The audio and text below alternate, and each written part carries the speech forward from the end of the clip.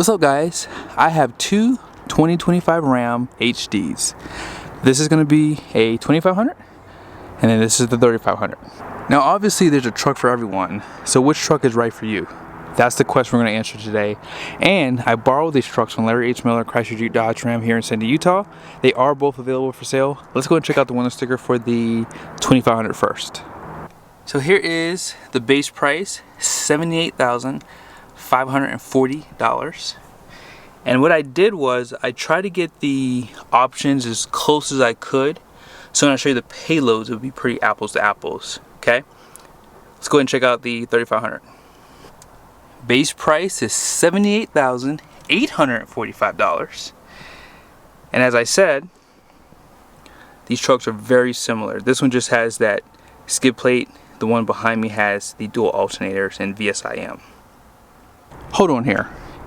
You're telling me it only cost $305 more to get a 1-ton? That can't be right. There's got to be something missing here. Well, let's keep going. So, as you guys saw, these are the exact same trucks. They're both mega cabs, Laramie trims. They have the night edition package. They have the 20-inch wheels, the power to the pulpit running boards. They also have the fifth wheel prep packages with the spray in. So when you see the payload, that is probably the biggest factor with these trucks. So be sure to watch this video all the way through. Now, what is the first advantage for a 3/4 ton Ram? Let's drive it. That new shifter is something different. All right. This truck is not warmed up, so I have to take it easy. The other truck I've already driven today. But what I want you guys to take note of is this. When you get a Ram 3/4 ton, not only is the suspension different, but the frame is also different, which I'll show you guys here in a second. That bump didn't hurt at all. Now this truck does not have air suspension, as you guys saw. And based off what I see online, you can't get air suspension no longer with the 1-ton. But driving this 3/4 ton, it does feel very smooth. There is an off-road package which gives you the Bilsteins, or if you want the air suspension, those two features will actually help this truck to ride slightly better than this. So yeah, when you go over like bumps and imperfections in the road like that, it really just kind of gallops over all of them, right? So this truck rides, or should ride better. We're gonna drive that one right after this one, so stay tuned. We're pulling back in. Let's see how it feels. I'm gonna go up sideways. Yeah, this is so smooth. Let's see if that 3500 is as smooth as this. I'm actually interested in seeing if this truck rides any better, but I can already tell just around the parking lot, you have leaf springs out back and you have a more overbuilt frame. Let's see what happens when I hit this bump. Here we go. Actually, that wasn't that bad. I think that Ram fixed their suspensions too. They just didn't tell us. They did something different on this truck. It does not feel like it did last year. And I'm not making this up. I really hope that someone will back me up here. This rides so much better. And that was always the big advantage of having a Ram truck. No air suspension, as I said, because you don't have an option for that anymore for single rear wheels. Online, that is. Maybe if you go to the dealership and build it. Yeah, when you hit those bumps, I mean, really, it just feels, it does feel a little bit more solid, but it doesn't feel a lot stiffer. It just feels like it's, I don't know, like it just feels a little bit more sturdy. I guess that's the only word I can think of right now.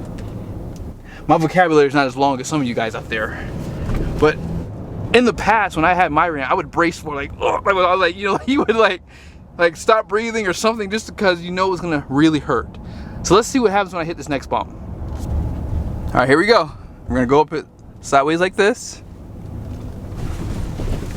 Man, that used to be the biggest benefit to getting a 3/4 ton, but guys, I'm sorry, this truck rides very similar. So here is that frame for the 3/4 ton. As I said, it's the exact same. Let's go ahead and check it out for the 1 ton.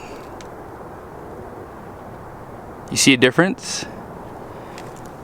This has more of a straight design on the frame, right? A little bit more overbuilt, a little bit thicker, and you have leaves. So this is the biggest benefit of going 1 ton, is having this leaf pack system here. That bottom leaf's going to be a helper spring, and that's why these trucks are supposed to ride a lot harsher. Let's take a look at it on the 3/4 ton. So you see right there, this has a multi-link rear coiled suspension. Now you can still get air suspension with this truck, but as I said, it's not as overbuilt compared to that 1 ton behind me there. So yeah, they literally have done something different for these 1 tons because they don't ride as harsh as they did in the past. Now maybe the tires are a little bit softer, maybe. That could also be another factor. But the 1 tons would not ride the same as the 3/4 tons, and this would be a little bit softer too, I guess. But yeah, let's move on to the next point. One advantage to having a crew cab long bed is for the 1 tons, you can get the 50-gallon fuel tank. If you're looking at a mega cab, 31-gallon fuel tank is all you get, whether you get the 3/4 ton or this 1 ton. Now, if you are looking at the 50-gallon fuel tank for the Ram 3/4 tons, that crew cab long bed is only available with the 50-gallon fuel tank if you get a tradesman. But once you go over the tradesman, you basically lose that option. Let's talk about the axles, starting with the 3/4 ton. Now I will show you guys the ratings on these at the end, but this is probably one of the biggest advantages to having a 1 ton is you do get a more overbuilt axle. Now you won't be able to see that on the outside because that looks pretty overbuilt too, right? Has a drain right there. Let's see what it looks like on the 1 ton. Is there any difference? Oh yeah, that looks a little different. Here, give me 1 second. Let me check one more time and see if there's any difference. There's literally no difference in the axle covers. Now obviously the gear and pinions could be different, obviously, because this does have better capacity for the 1 ton. But we'll discuss that at the end of this video. Let's go ahead and pop the hoods and talk about these powertrains. Previous year Ram trucks were pretty complicated when it came down to the powertrain and the drivetrain. You had 3 transmissions, or you really had more than that if you add in cab and chassis trucks. But we're not talking about cab and chassis trucks. We're just talking about these trucks here today. So yes, if you were looking at the gas engine, you had the 6.4 liter Hemi with the 8 HP 75. Then if you moved up to the standard output diesel, you had the 68 RFE.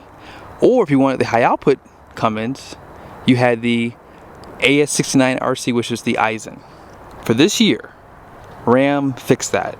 You now have 1 diesel option and still 1 gas option, and you only have 2 transmissions. That is the biggest update for these trucks, and really for the 3/4 ton, because you could not get the high output last year with that truck because of the Eisen transmission. And that's why they always had 2 diesel options, because the Eisen weighed so much more compared to the 68 RFE that it really hurt the payload capacity. Now 430 horsepower is what these trucks now have on both sides, 1,075 pound-feet of torque, and they made a ton of updates. I might do a separate video just discussing all the updates because there's just so many. But apart from that, it's more simple to buy a Ram truck compared to it was just a few years ago. And the transmission behind it is a 8-speed ZF dubbed torque flight I like the name Powerline, but Ram says Torque Flight is what they wanted to use, and that's what they did. You can still get the dual alternators that you guys see, so one's there and then one's on the other side. And if you're wondering about the rear axles, they actually simplified that too. Now, in the past, single rear wheels only got the 373. For this year, with the 8-speed, it's a 342. Dualies, however, did have, there's some dualies over there, you can't see them. They had an option for a 410 or the standard 373. So yeah, as far as the powertrains go, I think the 3/4 tons got the biggest update on these trucks for sure. Let's talk about curb weight first with these two trucks. Most people are going to bet that 1 ton is going to weigh a lot more compared to this 3/4 ton, right? So the gross vehicle weight rating on this truck is going to be 10,190 pounds. If you guys take a peek here, payload is 1,770 pounds. This truck weighs 8,420 pounds on the curb. This 1 ton has a gross vehicle weight rating of 12,300 pounds. All in payload is 3,830 pounds. In other words, this truck weighs 8,470 pounds. Now, if you don't remember, on that 3/4 ton, it was 8,420 pounds. Does anyone have a calculator for this easy math? Yes. The 1 ton truck weighs 50 pounds more with a more overbuilt rear end suspension and leaf pack. Insane. Now, this has a skid plate. This has an extra alternator. I would venture to say that's about a wash because that skid plate is steel. It's not stamped either, so it's pretty overbuilt. Now, here's something you have to understand. One of the biggest advantages for this 3/4 ton is on this yellow sticker. See right here? Tire pressure is 65 out front and 65 in the rear. If you're looking at the 1 ton, it's going to be 65 out front, but 80 in the rear. And that's going to really affect the way this truck rides. So if you're someone who just has to have a HD truck and you don't really plan on towing a trailer, this is the truck to get. But if you're looking to tow with that little system there, and your trailer is going to probably put on there 2,000 pounds of pin weight, you're probably going to want to get that 1 ton simply because 2,000 pounds of pin weight puts you over that 1,770 pounds.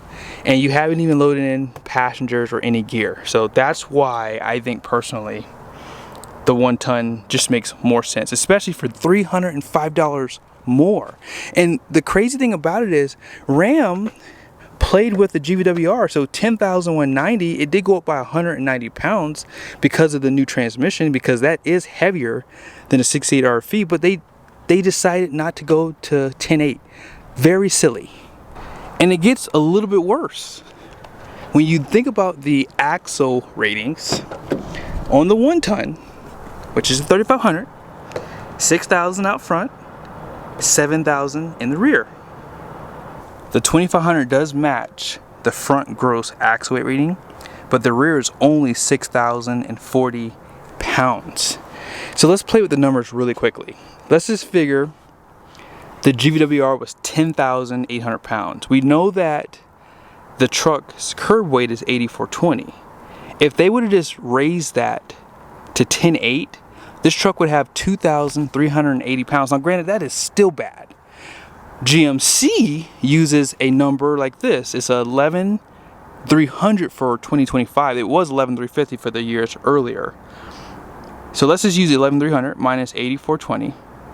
This truck would at least have close to 3,000 pounds of payload, and that would be enough for a small fifth wheel. Or if you had a trailer with 2,000 pounds of pin weight, you would still have 880 pounds of extra capacity for passengers and gear. Now, here's my brainstorming for Ram. You guys should hire me because I'm your best spokesperson. You have no clue how much money I can make you. Get rid of this crap. No one needs a good riding pickup truck at the sacrifice of payload. Give us that 2,800 pound number on these more maxed out trucks, maybe 3,300 pounds on a more dressed down truck. Give us the same suspension, because not everybody needs a 1 ton truck. nor wants one. And based off of driving these two trucks today, I would just get the 1 ton. I mean, granted, if I bought a Ram truck, I would never get one with that low payload, because I know how I am. I'm going to find a trailer big enough to tow. So I want as much as I can get. So my humble opinion is, unless you don't tow, the 3/4 tons is the way to go. Most guys who buy the 3/4 tons, they are lifting them, putting 37s on them, so they don't really need the towing capacity. But for guys who do have a fifth wheel, has a GVWR over, I would say 13,000 pounds. I think 14,000 is max for that kind of payload, 3,800 pounds. I would say you want a GVWR fifth wheel around 14,000 pounds or less. But once you get to that 16,000 pound for wide bodies, you're probably in dually territory when you're looking at Ram trucks. So I hope this video was helpful. The Ram trucks are definitely very unique in regards to this. I have to really do a separate video for mega cab 1 ton versus crew cab, because there's some differences there too that we have to talk about. But yeah, I hope you guys liked the video. Be sure to subscribe to the channel, make sure your bell notifications are on. See you guys soon.